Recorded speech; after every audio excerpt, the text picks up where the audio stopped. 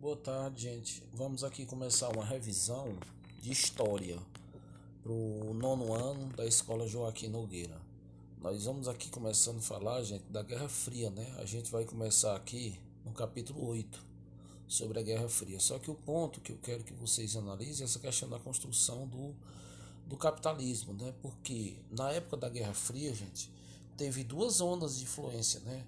O capitalismo, por um lado, né, feito pelos Estados Unidos, e o socialismo, pelo outro lado, construído pela Rússia, pela União das Repúblicas Socialistas Soviéticas. Essas zonas de influência vieram desses dois partidos, né? Dessas duas ideologias, né? O capitalismo dos Estados Unidos e o socialismo vindo do lado russo, do bloco russo. Dentro do aspecto socialista, a gente teve o Plano Marshall, né? Plano Marshall, né? George Marshall era o ministro das Relações Internacionais dos Estados Unidos e ele teve um plano esplêndido que foi criar um banco, né? Um fundo monetário internacional e o Banco Mundial, né? Que era um fundo para poder arrecadar esse dinheiro, fiscalizar e tal, e o banco para poder fazer um empréstimo, né, bancário para poder reconstruir a Europa, né, os países que futuramente iria fazer parte da OTAN, da Organização do Tratado do Atlântico Norte, que foi um acordo feito entre os Estados Unidos e todos os países vencedores da guerra do lado ocidental, incluindo o Canadá também, a França, a Inglaterra, para que caso acontecesse alguma guerra, esses países se envolver na guerra, né, a favor dos Estados Unidos, ou se qualquer um desses países se envolvesse com a guerra, os Estados Unidos se envolviam a favor deles, né.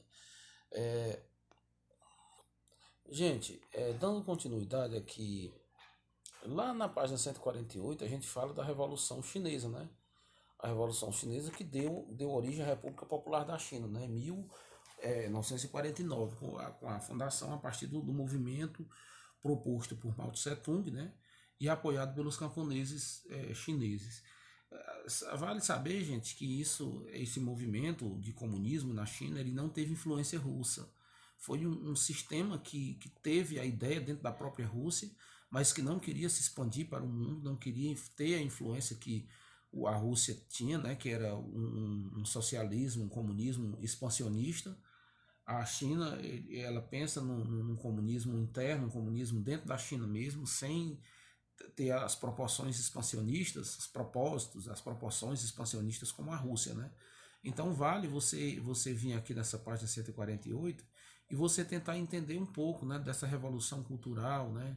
Essa revolução que levou ao caminho que a China hoje percorre, né? Esse caminho do desenvolvimento, sabe?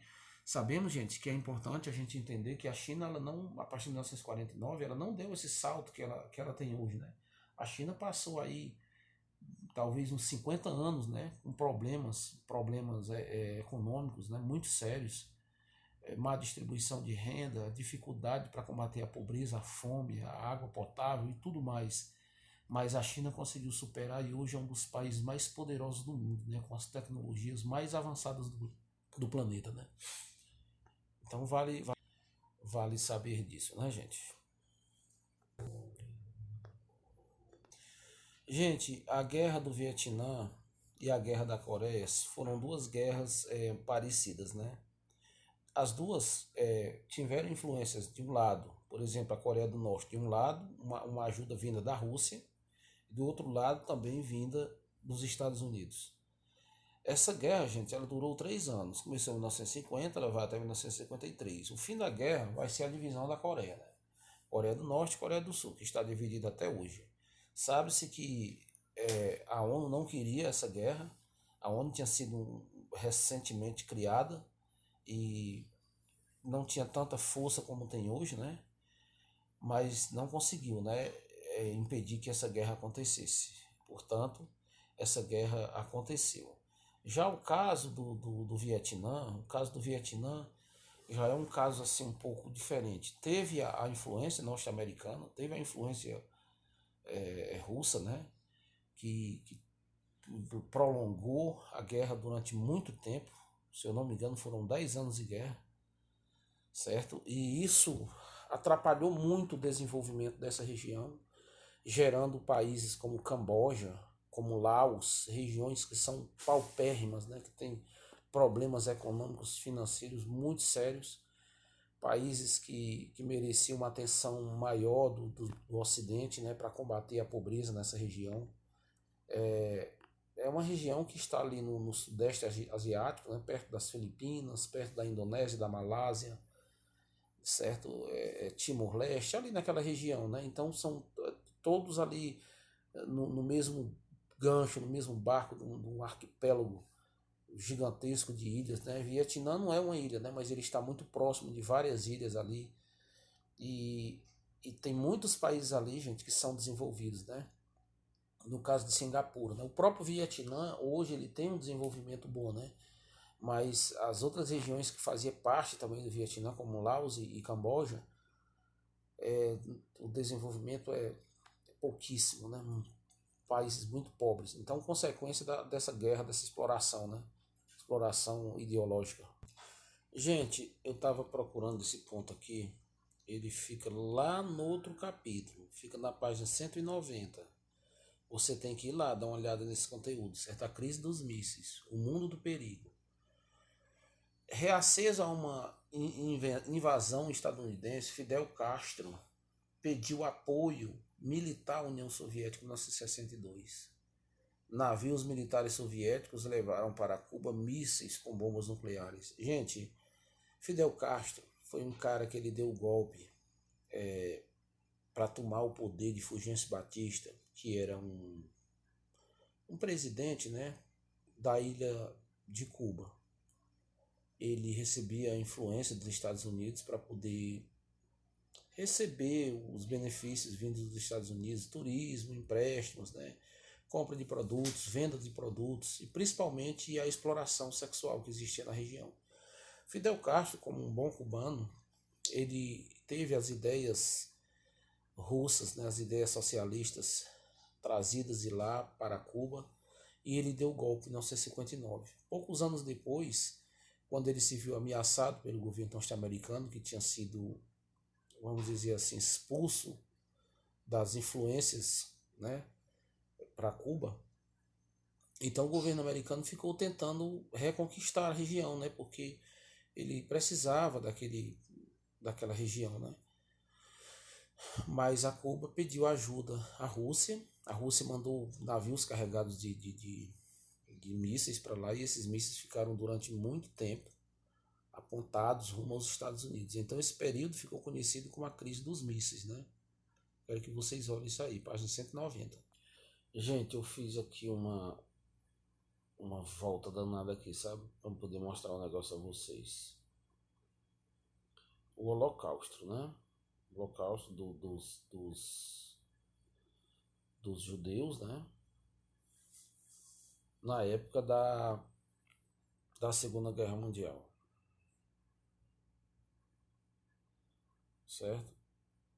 O Holocausto, gente, foi na Segunda Guerra Mundial, foi quando Hitler mandou pegar os judeus que tinha na região e mandou matar, né? E matou 6 milhões de judeus, segundo as contagens, né? Gente, aqui o que eu queria que vocês analisassem, embora vocês somente ouvissem, se alguém não quiser pesquisar, mas eu passei tantos filmes para vocês, né, sobre essa questão dos judeus, sou o menino de pijama listrado, os meninos que enganavam os nazistas, alguns vídeos falando sobre isso, né? E vários outros documentários, né, que a gente colocou sobre a Segunda Guerra Mundial. O Pianista, né, também foi um filme que foi relacionado à questão judaica, perseguição judaica.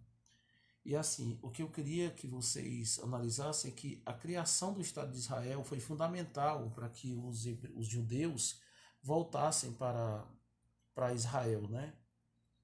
A criação do Estado de Israel, isso foi fundamental. Depois da Segunda Guerra Mundial, o Estado de Israel foi criado em 1948 e todos os judeus que estavam espalhados pelo mundo, eles tinham a liberdade de voltar de onde vieram, né? Olha, gente, agora a gente vindo aqui, saindo lá daquela página lá e vindo para cá, para 161, a gente tem aqui o pan-africanismo, né? O que foi o pan-africanismo? Em fins do século XIX e início do século XX, sociólogos, professores e líderes políticos religiosos negros nos Estados Unidos e na Jamaica, criticaram o racismo e o colonialismo europeu. O lema deles era a África para os africanos. Surgiu assim o pan-africanismo. Ou seja, o pan-africanismo é a ideia de uma grande África, uma África para os africanos, uma África sem influência de ideias europeias, sem influência de ideias americanas, mas uma África somente para ouvir os africanos. Então, o pan-africanismo foi isso, certo? Indo aqui para essa parte que fala da Índia, né? Essa parte que fala da Índia, deixa eu dar uma pausazinha aqui, peraí. Eu estava da Índia, né? Mas no caso aqui era na África do Sul.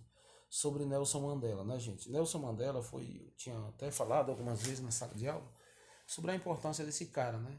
Que ele lutou pelo fim do apartheid. O apartheid foi a segregação racial estabelecida pela Inglaterra, pela Europa, né? Um tipo de separação por grupos, né? Por raças de pessoas.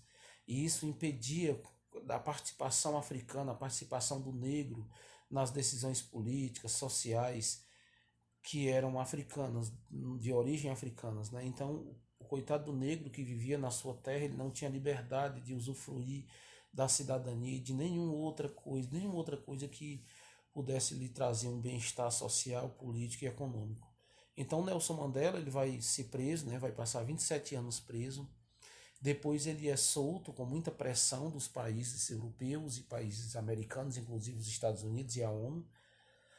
E ele vai ser solto. Depois ele se candidata, continua com a sua pregação igualitária entre brancos e negros, sem pensamento de vingança, essas coisas, mas pregando uma igualdade entre brancos e negros.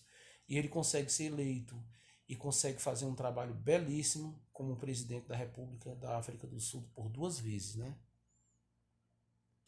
Gente, continuando aqui, a gente voltando um pouco aqui sobre a situação do pan-africanismo, né? Durante as guerras, a África ela estava sendo colonizada pelos países europeus, né? Inclusive a Inglaterra, Portugal, a França, a Alemanha, a Itália. Exploração, né? Então, durante esse período entre guerras e depois também da Guerra Fria, e depois também da Primeira Guerra Mundial, iniciando a Guerra Fria, deu-se um primeiro passo para o programa de libertação dos países africanos, inclusive países como a Angola, por exemplo, né? A Angola, gente, teve um movimento feito por vários grupos, né? Grupos que lutou pela independência da Angola, né? Por exemplo, a Angola ela teve o Movimento Popular pela Libertação de Angola, né? O MPLA, né? Movimentos que foram movimento que foi muito importante para a libertação da Angola. Esse com um programa comunista, né? Também teve a Frente Nacional de Libertação da Angola, certo? E a União Nacional pela Independência Total da Angola, a UNITA, que ambos eram anticomunistas. Então teve grupos, né, que eram comunistas, como no caso o Movimento Popular pela Libertação da Angola, o MPLA, que era comunista, e os outros dois que não eram comunistas, eles eram anticomunistas, mas tudo com a ideia de libertação, de proclamação de liberdade para Angola.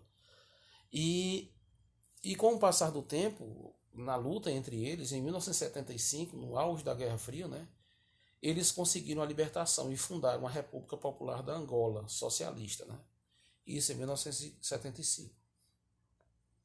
Gente, eu vou finalizar aqui o meu vídeo. Espero que vocês assistam mais uma vez, se inscrevam no canal e dê um like aí, né, para ajudar esse canalzinho a continuar, para a gente ficar passando revisão por aqui, viu? Pois valeu, pessoal.